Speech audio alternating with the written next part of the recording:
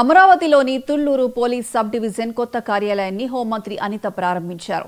ఈ సందర్భంగా ఆమె మాట్లాడుతూ తుళ్లూరు పోలీస్ సబ్ డివిజన్ కొత్త ఆఫీసును ప్రారంభించడం సంతోషంగా ఉందన్నారు.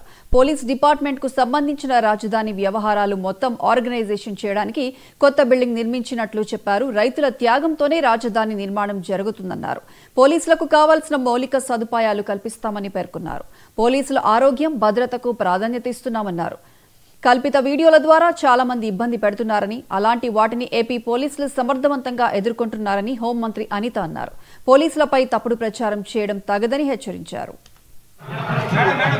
ఈ బిల్డింగ్ ఏర్పాటు చేసేది పర్టికులర్ గా ఒక క్యాంప్ ఆఫీస్ కూడా ఎస్పీ గారికి పెట్టేదానికి కూడా డీసీపీ గారు ఇందాకే చెప్పారు. ఎందుకంటే గుంటూరు నుంచి ఎస్పీ గారు రావాలి అనుకున్నా ఇక్కడ ఒక క్యాంప్ ఆఫీసులో ఒక ఉంటే కనుక డెఫినెట్ గా కొంచెం అందుబాటులో ఉంటారన్న ఉద్దేశంతోనే ఇక్కడ ఒక ఎస్పీ గారికి ఇవ్వడంతో పాటు మెన్ కూడా పర్టికులర్ సపరేట్గా ఇక్కడ డిప్లాయ్ చేస్తాం.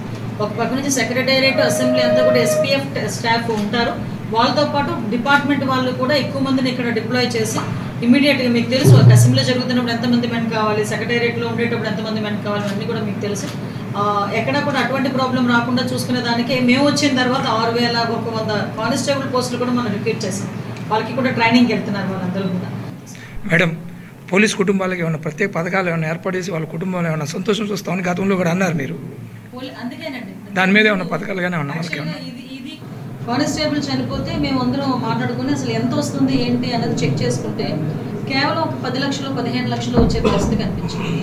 అంటే నిజం వెరీ ప్యాథటిక్ సిచ్యువేషన్. అంటే 20 సంవత్సరాలు సర్వీస్ చేసిన తర్వాత అతను సడన్గా చనిపోతే వాళ్ళ పిల్లలకు ఉద్యోగం ఇవ్వడం అనేది కారు నియామకాలు, అది వేరే విషయం.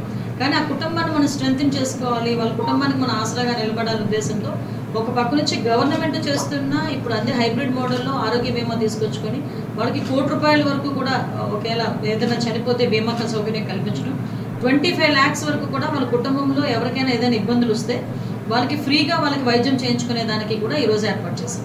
అది పక్కన పెడితే ఈరోజు పోలీస్ కుటుంబాలకు నిజంగా పోలీస్ వ్యవస్థ ఈ సందర్భంలో మెచ్చుకోవాలి. వాళ్ళకంటూ ఒక కార్పొరేషన్ ఉంటుంది, పోలీస్ ఫండ్ ఒకటి ఉంటుంది, వెల్ఫేర్ ఫండ్ ఒకటి ఉంటుంది.